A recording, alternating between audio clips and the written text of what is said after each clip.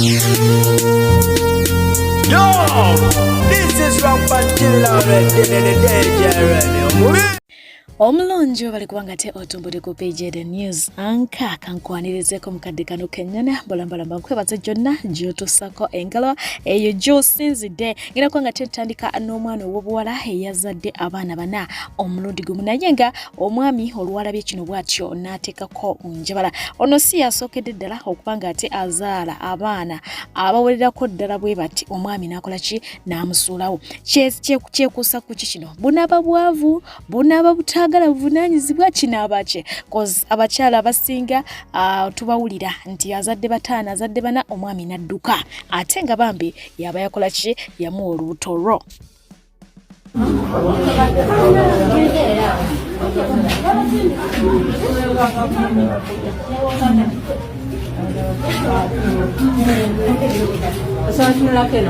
Abatuuze baffe oba abakulembeze mwenna waliwo omukyala mutuuze waffe yazadde abaana bana omulundi gumu naye omukyala oyo omwami yamudduseeko omuwala oyo si mukyala kubanga be baana basoose okuzaala abaana bato naye omwami yadduka awaka n'alekawo obuvunaanyizibwa era omukyala oyo mukyala musiraamu era abaana abo abatuuze balabirira era paka lwe bantuuseeko ne bategeeza amawulire ago mwami Toofa ayagala okwesimbawo ku bwa kansala nga nkubira nnyo essimu naye lero mbadde nva ku kkanisa ne ngamba kantuukewo nga nsaba tusiyambe omukyalo ono tulabe nga tumufunira ekyokulya tube nga sobola omufunira omusasulira ku nnyumba n'okusobola okubaako kitumuwa kyayinza okubaako kyakola oba kusiika bintu oba akadaala so yena agenda okulaba amawulire gano oba agenda okulaba kino nkubira ontegeeze okutuusa ku mukyalo oyo omukyalo oyo ewamuwa gikulwawa omukyalo nazaalibwa mukono omuwalo nazaalibwa mukono so era abaana bano bano boolaba babebi era olaba abatuuze baba najati bamaama babano bakeera okujja okumulambula okumuwa ku kyokulya so ebigambo ebyo byonna byonera nga okukwata ennyumba nga boolaba ennyumba eyo bagimuwadde buwi okusulamu omwami yanyananya ye mwami kanaakulya akola mulungi yali akola mulungi yali avuga boda boda naye kati yadduka ate naye mwami kanaakulya gy'oli komawo tukwataganire wamu mu kitono ky'olina tusobola okulaba nga tukuyamba so n'ebigambo ebyo nze nsigadde kiyamani kiyimba kiyamani erisuwano kasotulozoni tu n'omukyala kaleko byababuulira nalamusizza nnyo bannange n'abandaba bambi nsaba buyambi gye muli nazaala abaana bana naye omwami yadduka olw'obuvunaanyizibwa naye byonna alina kyalina baana. Omukulembeze w'eggwanga lya Senegal bw'atyo yabadde aleese ekiteeso ekiweera wiivu akina simanya biki bino bizigo byerusa byonna twala tugende mu ggwanga lye ng'era agamba nti akooya abakyala abakozesa ebintu ebyo ng'ayagala abakyala babeere ku original waabwe wabula nga kino kyaviiriddeko abakyala okubanga ate beekalakaasa era gye byaggweredde ng'omukulu agenze mu maaso okubanga ate apoozingamuko ku kiteeso ekyo n'agamba nti owaayi kisooke kipoozingemuko bagira bagenda mu maaso beki n'ebintu byabwe nga nange bwe nkubaganya ebirowoozo ku nsonga eno waliwo ebintu bye tutalina kubanga ate tuzanyirako ngamba abakulembeze ebyo nno bikumisa akalulu bakujja mu ntebe ennaku zino abakyala basinga bakupangirira okuviira ddala ku kaviiri ak'okumutwe akakowekowe emimwa buli kimu okitegeera kakati omukyala omupange bw'oti omugamba otya nti ebintu ebyo obiweze bw'oyera ku makya n'obiwera oba olina kyonoonya oba okiwulidde Omukulu amanyiddwa nga Twaha Kagoba yes namukotoosezzaako oluvannyuma lw'okuba nti munange mu kamyufu teyasuseewo teyasobodde kubanga ate agenda kukiikirira abantu ba NRM nga bakwatira bendera mu kalulu akajja naye nga ye omukulu amanyiddwa nga Honorable Joseph Sewungu yavudde n'agenda maaso kubanga ate amusekerera n'agamba nti this is the price you pay when you betray the people by siding with the oppressors. When you see this photo just laugh. Yataddewawo ekifaananyi kyani kyakagoba Twaha naga nti gwe bw'okiraba bulabiseka kubanga ekyo ky'ofuna singa okera ku makya n'olya mu bantu olukweba okyonogera maaso kubanga ate odda ku saidi y'abanyigiriza abantu ate nga ye mukyala w'omukulu amanyiddwa nga Mestali omubaka Agnes akalulu naye amazina abanga ate akawangula kabadde mu squeeze y'amaanyi tekabadde ka bulijjo naye bw'atyo agenda kubanga ate naye akwatira ekibiina kye bendera. Ate nga ye omubaka amanyiddwa nga Theodore Sekikubo si mumativu n'ebyo ebyavudde mu kamyufu yaseranga bino bimu ku bigambo byageze maaso kubanga ate ayogera ku nsonga eno. Nga Enkoni Squad kitegeeza abakubi b'emiggo. Enkoni Squad ekira kimu kaluka NRA. Tulina video clips. Tulina ebiraga byonna nga bateeseteese kuba abantu. Tuliddeko mu bitundu ebirala naye n'ebw'emiyaga bazinza amaka gange ssaawa nga 3 ez'ekiro ne batwala coordinator wange n'omu abducting ate abaana abamu nga mbamanyi naye okugenda awaka kansodde omusoke kyebana bakutubuulira wajali ate ordinarily ekikolebwa ogenda no reporting a missing person naye bagenzeyo ku poliisi okureporting a missing and kidnapped person ate poliisi negana okuyingiza reference naye nga bazza awaka eggulo ne bayamaanyi poliisi nejja okukakanya embeera nga waliwo obutujja obubadde bukolebwa naddala ku maka gange weebuuze ku maka gange babadde balumbyewo ki.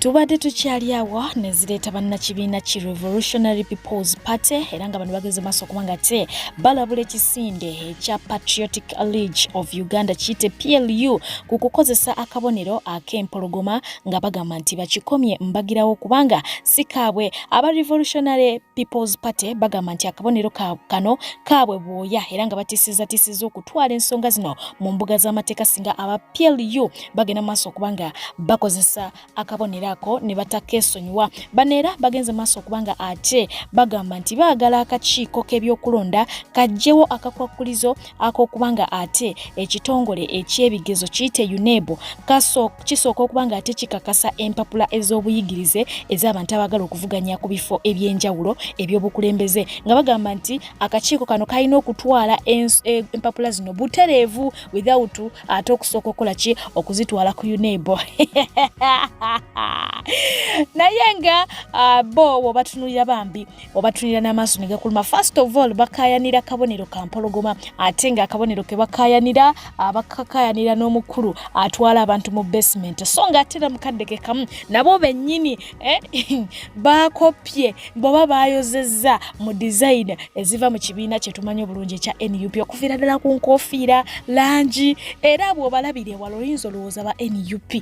Anyways katugende mu maaso kati balina nampapula kubanga owulira statement ze bakola nti balina okugjawo akakwakulizaako ak'okusooka okutwala ate empapula zaabwe ku UNEB baagala kuyitawo buyisi.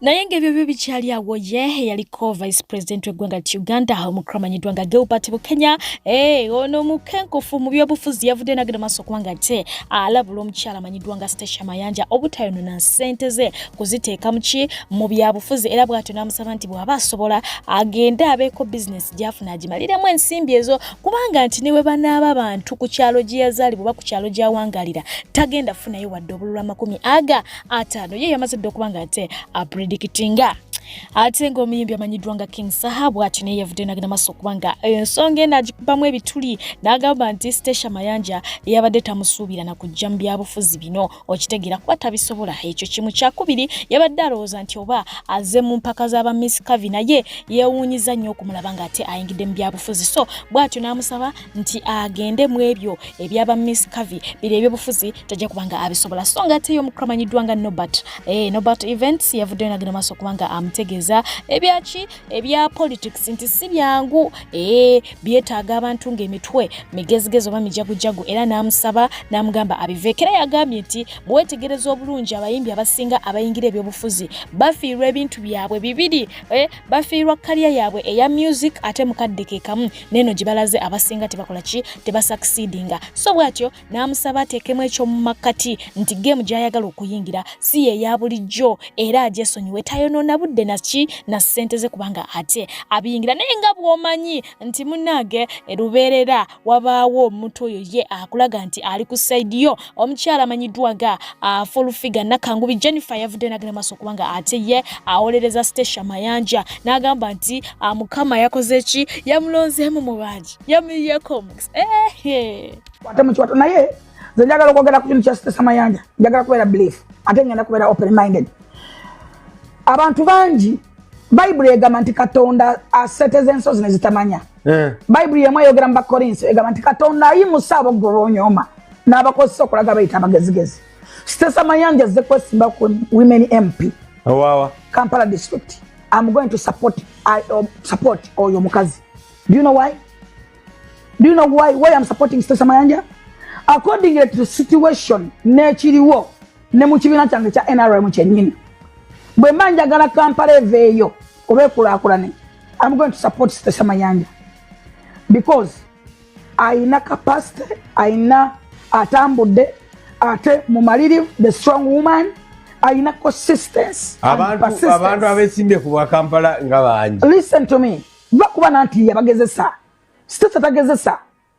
Stecia abantu abalina brand zaabwe muleka kuzifuula kizibu. Stecia is a brand. Stecia Mayanja is a brand. Ate yagikolera.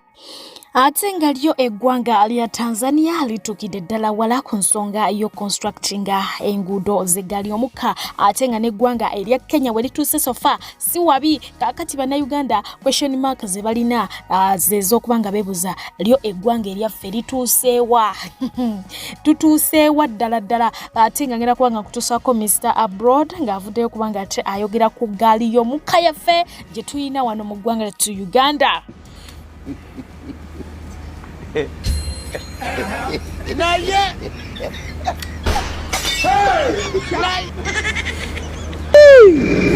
Kubira mu kungombe obuzibu obuliwo nti bwenjogerako nga mutandika okugamba ye ng'ayogera ng'alinga atalidda waneeno east or west home is the best.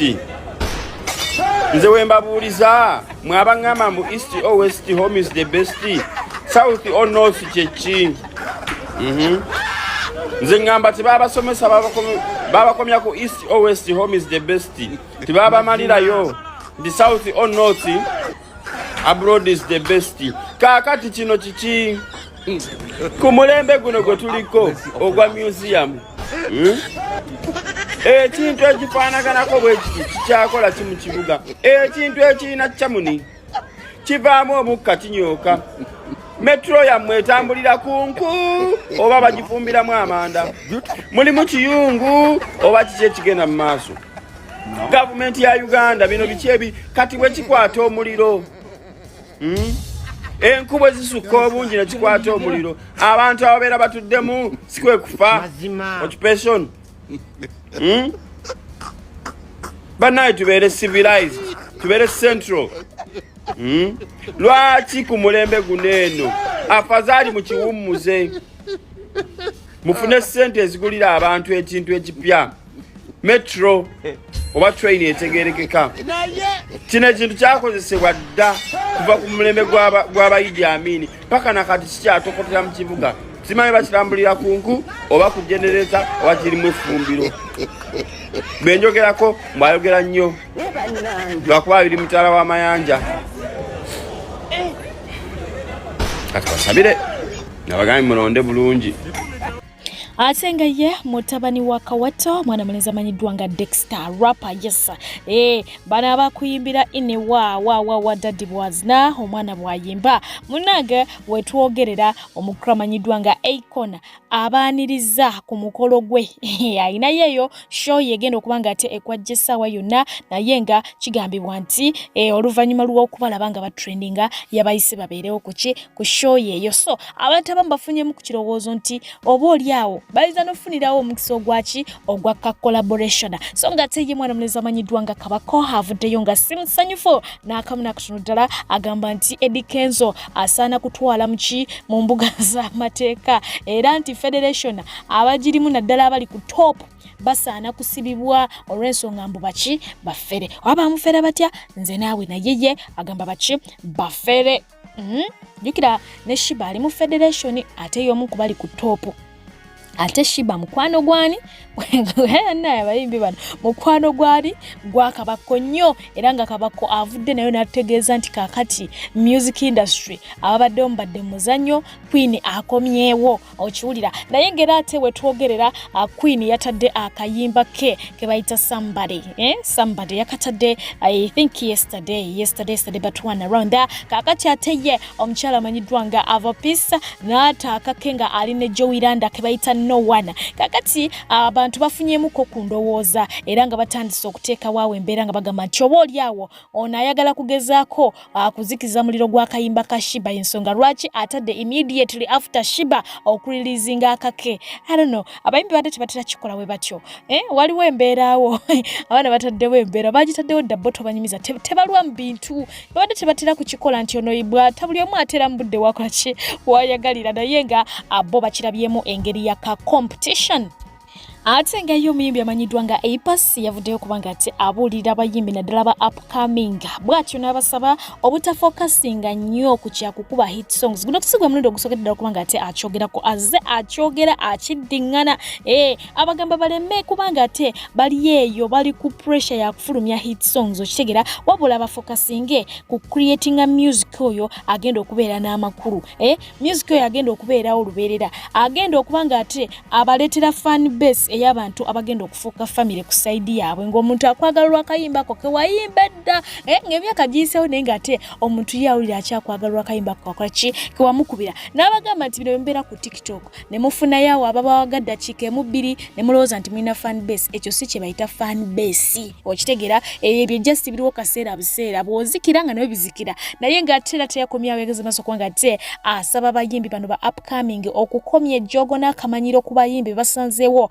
abakadde nga bajeregerera tukimanyi bulungi nti wano mu music industry omukulu amanyiddwa nga Bebe Cool ayifunye nnyo akamanyiro okuva mu bayimbi naddala ba upcoming okitegera bamujeregerera nnyo naddala ku album yeno gyafulumiza so Apas yavudde nagenda maaso kubanga ate abawabula n'abagamba beegendereza ebigambo bakozesa kati kubanga biyinza okubakostinga mu future tebateekawo kaguwa ne bagamba mwenna mudduke mutuuke wali buli omu alina distance mwagenda okukoma so mwegendereze ebigambo bye mwogera nga muli bayimbi bato bw'obanga otandika ekintu kendeeza omupepe kendeeza ekigambo okole omulimu gwo kozi osobola okwerijja ku muntu nga bebekulu ne gwalemererwa nga gwe mu maaso g'olaba tekimalaayo kisobola obeera nga tekimalaayo gwe mu ngeri gy'okirabamu naye nga ye ng'omuntu yamalayo kozi ayina fan base gagenda tutegeka sho abantu bajje bajjule nga gwe aliko tosola bayita ne bajja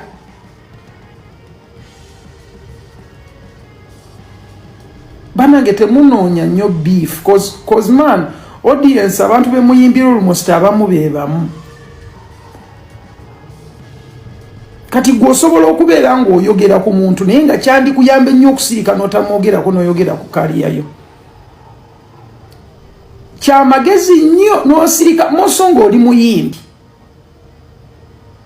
weewale nnyo okwogera ku bayimbi abalala anyhow ate nga ye mwana muwala manyiddwa nga Prima Kardashian yayongedde okubanga ate atanya ensonga ye n'abategeeza nti ye tasobola kubeera watali muthembi.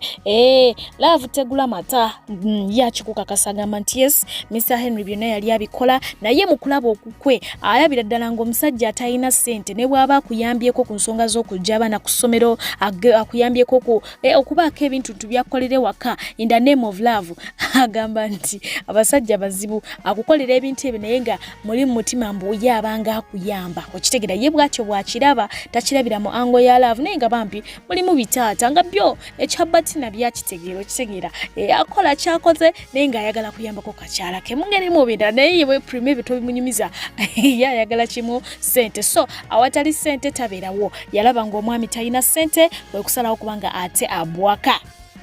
Wetogera mwana mwala manyiddwa nga Nash Glow yes yavudde nagera maso kubanga ate akola akatambi kadakika 10 ngayogera ku mukro manyiddwa nga Bajjo tumanyi bulungi nnyo abeera ku mikutu egy'enjawulo ku TV ez'enjawulo ng'ayina ensonga z'ayogerako politically love kale byonna kale okitegedde kakati nno mukwano omukyalo ono yavuddeyo ng'alaajana Bajjo ayina ebintu byakola omukyalo ono byatakola ki byatasiima bulungi naye ng'ajjukira nti ababiri bano baali beeyagaddeko okitegera ne beefunamu ne bujje omwana wachi ogw'obulenzi baby boy oyo gwokola ki gwolaba naye nga ye nga Bajjo nga sinatuuka ku Bajjo full figure oluvannyuma lw'okulaba Nash Glow nga yeemulugunya yavuddeyo n'agenda maaso kubanga ate amisame gaali jjukira nti ono naye yaliko omuninkini wa Bajjo era ekikukakasa mu bigambo byayogedde yatukakasiza nti Bajjo talina maanyi ga kisajja yategeera atya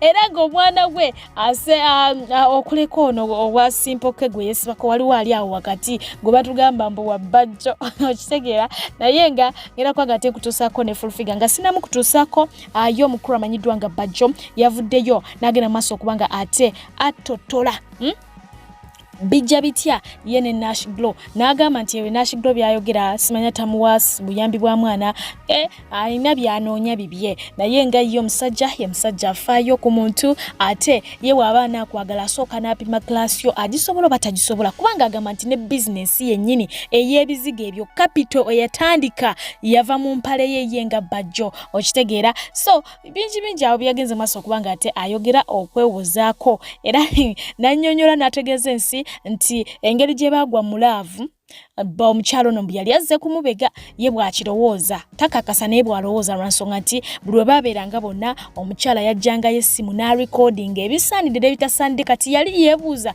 omuntu ddala wabanga akwagalanga muli mu laavu lwaki buli ssaawa abeera akurekodinga so ekyo eky'okumurekodinga buli kadde yalowooza nti oba oli awo yali azze kumubega kubanga ebiseera ebyo yali mu NUP nnyo ng'ali mu struggle so alowooza nti omukyalo ono yali mbega naye nga bw'omanyi bwe yajja ne kikwatayo n'anyumirwa n'awoomera n'asigalawo yali azze okubega neerabira mission yali amulangiddeko okubeera ow'ekikuta blabla twatugende naye byonna ebyo nga bwe biri nze ngenda kuba nga ate nkutuusako Nash Glow ng'agenda maaso okuba nga ate attotola Bajjo byamukola ate nga n'omukyala amanyiddwa nga full figure olutalo yaluyingidde n'alusuubula ku bbeyi layisi naye nze ndowooza oba kujja bwe bumuluma omanyi amazzi gye gaali gakulukutiddeko anyways mbadde pijja okuba nga ate kuweereza bwe bali kuba nga ate otuninze bwe bali kubeera mulabi mulungi ensimanya ensimira tesiima ebula agiwa nakugamba naye nga teweerabira nti ka airport pickup we kali nnyonnyini ddala okuba nga ate kakukwasaganya ku ntambula zonna ez'enjawulo zoba weetaze mubeera bulungi abagalwa balungi abankumira oyo atakumira mpeera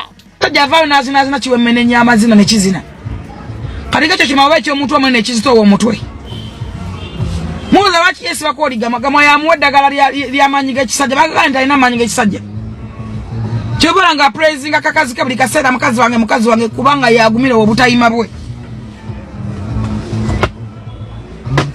amala genda wolima mwana n'amuwa eddagala ly'amaanyi g'ekisajja olowooza lwaki ajagira njagala mbabule tutomera ekyokutomera kya buntu Nash Glow lwaki nkwogerako tewaali yali akumanyi wali mu mirembe egiwedde emirimu fena tulina abaana balataba bwe mubamanyi Abalungi abatuuliriza era abatulaba olunaku olwaleero tukyaddeko ewa Sheikh Asiraf Dembe. Sebo nsanyusa okubalaba. Amannya agange Yeze Sheikh Asiraf Dembe akola ku bizibu by'enjawulo. Omuntu singa aba alina ebirwadde musomereddwa tumuwa amazzi ga lukuya nga bw'obadde ogalaba. Tugenda abantu ku kyoto ne twokya emizimu emibi egibabaamu n'okulomba edduwa. Abantu singa abeera ng'ali wano atuuse sobola okumulombera edduwa, ne waba atatuuse nga mpadde amannya ge naye ng'ali wala. Neetaase enamba yange yeeno eri 0707763711. Nammwe bannyinaffe abali ebweru oyagala okuba nti oyagala okulombera ku dduwa ng'olina ebizibu viza zibuze amaka gakolongotana sente zikola zimpita mu ngalo ojja kumpeereza ekifaananyi kyo n'amannya go ebyo byokka bijja kummala nja kukulombera edduwa ojja kutereera. Olunaku olusembayo mu mwezi mba n'edduwa ey'awamu ffenna n'abalwadde bange abakadde n'abapya. Salaamu alaikum warahmatullahi wabarakatuh. Ani abalimba nti abavuga bodaboda tebakuba kyeyo. Omukisa guguno Malden International Labour Consultants Limited egabudde ekuletedde omukisa okukola nga delivery bike rider mu kibuga Dubai. Omusala musava ate nga visa efuluma mu bwangu ddala. Abeetaze basange Namuŋŋoona Nakibinge Road mu Rubaga Division. Bakubire ku namba zaabwe z'essimu 0787752329 oba 0740M738821 oba 0772830026 beba Malden International Labour Consultants Limited okujja mu bwavu. Banange mbadde njagala ntuukire ku nsonga kambuuze nga fala. Omuntu bw'agaana okufa battamutte. I'm doing this video n'obulumi ku mutima bungi. I have a lot of pain. Naye guno gusajja gonjagazaaki. Gusajja gonjagazaaki. Mu bulamu bwonjagazaaki. Oyagala kumpulira nga ndi magombe nfudde ng'ekinzisa sikimanyi. Gusajja gonjagazaaki. Nakusirikira because of my father. Taata wange yantirako ennyonyi eyali eddako n'aŋŋamba njagala waka mu busungu obuzibu. N'antuuza n'ambuulirira. N'ambuuza kye nakunoonyaako kisajja ggwe.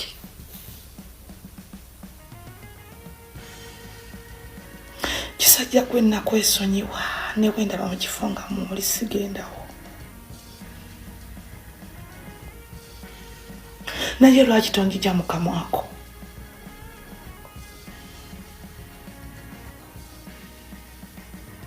Bannange nga nakwesonyiwa ne neesonyiwa ne TikTok. Nze muntu yabeeranga ku TikTok nengende wakabaata nengende wabadeshi nengenda wabaani abalina live eziriko nengendangayo. Naye byonna nabyesonyiwa. Nava mu jjanjaali. Nekyusa mbeera omuntu omulala njewe ekifaananyi kiri kyonna kiwandaga mu bantu. I only passed my business.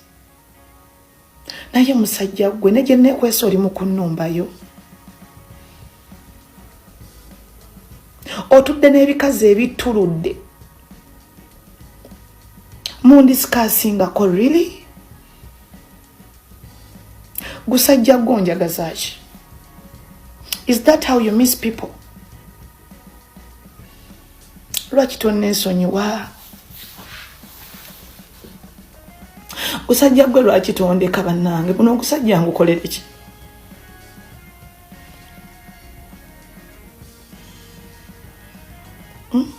Bannange ogusajja gwanzitira obulamu, gwanyonoonera obulamu, gwandibya. Buli musajja gwe waalifunye abeera naawe wiiki, mwezi, myezi ebiri nga bamugamba yo yali wa Bajjo, yo yali mukazi wa Bajjo. Abasajja bonna ne bafubutuka misinde lwakuwulira buwizi ku linnya eryo. nekyusa nembeera omuntu omulala nembeera mu bifo ebirala. I distance myself ndabire ddala nga nsobola okubeera omuntu omulala. Emyaka gye ndi mugisaana okufuna wentuula naye kisiraani gwe ndibye ku lulwo. Okikakasa olina obujulizi ng'ongula nga bagambye owanike bayibuli osobola okugamba nti mu butuufu national mugula ssente bweziti. Lwaki tonneesonyiwa gusajja gwe? Lwaki onnyonoonera obulamu? It's almost 2 years.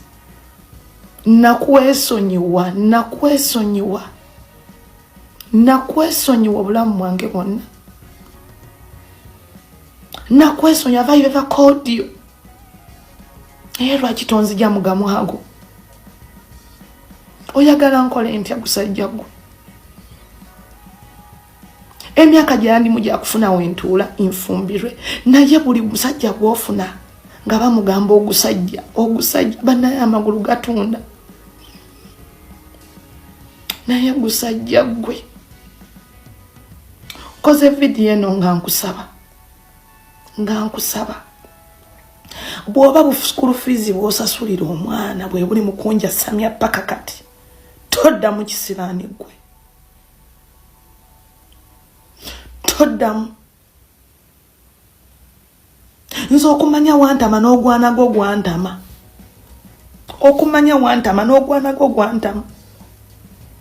Nze ne metron yankubira essimu bw'omwana ayagala kwogera naawe ne mugamba ndi busy. Wantamye ogwana buli wenzijukira buli kimu bw'avaayo n'ogamba ensinga bwe wangula kyotayinaako bukakafu. Wantamya n'ogwana nze nkubuulira. Ogwana gwe gwasama, ogwana gwe guyina empisa ng'ezizo.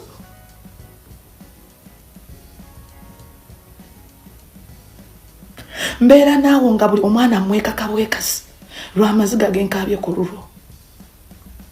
Wanfiiriza ebintu bingi musajja gwe. I lost respect. Nalostinga ekitiibwa mu bazadde bange. Nalostinga buli kimu. Even my business is totally down. Nenkwesonyiwa. Newunya nnyo after all these 2 years era ng'okyayasamira ku nze. Is that how you miss people?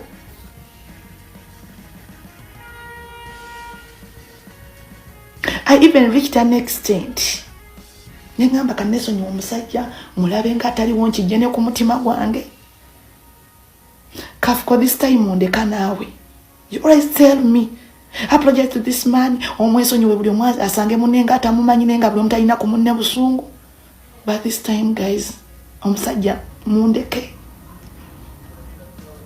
Bannanga omusajja nfukidde kizibu. Omusajja njagaza ki?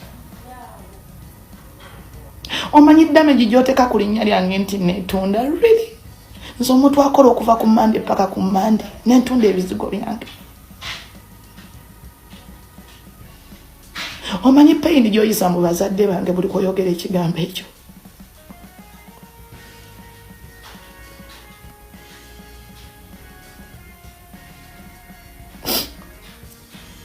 Musajja gonjagaza ki mu bulamu bwo? Byonna byebyo nenkuta nenkwesonyiwa mu bulamu bwange bwonna. Nayo nnemeddemu. Onnemeddeko. Nkaba ne bakasitoma bakomyewo batya bagula ebizigo bagule kino bagule kiri. Ate naawe onnemeddemu.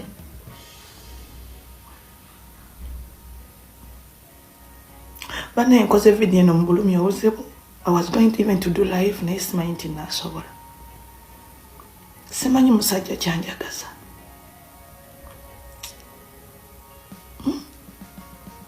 Lwaki totula n'abakazi baaba bakadde ku live be wamanyiira kuba nze mutogo wasookerako okulya. Yenze abakazi bonna bakulukuta dda. Bannamwandu balina obulemu. Nze muwala gwe gwasookerako eyali ategeerekeka.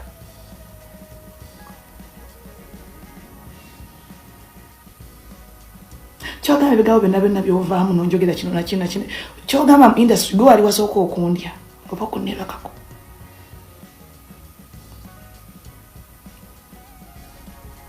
Buli wogamba naye kanneekyuse kanneetereze nfuneko bwentuula tanneetereze funeko omuntu antwala fune wentandikira obulamu bwange nga nonsense avaayo.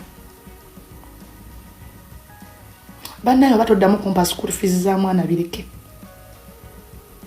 Toddamu onzije mu kamwako kyenkusaba.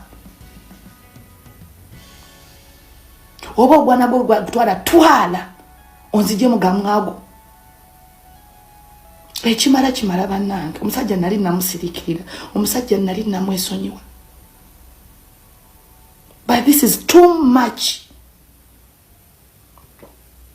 Ekimala gwoba toyina gwoswalira nga boganya ko yafa tatawo yafa jjawo yafa buli omwana talina na kikaje ni mutwala. Nze abange bonna webali bonna tewali yafa ate siri wa myaka gyo. Bannange musajja gwe nesonyiwa nzija mugabozi gage ekisirusiru nze sikwogerako. I even blocked you on my TikTok. Naye ngenda ati wankunda ngontaddeyo ngera nze go discussingako. Wagamba omusajja tadiba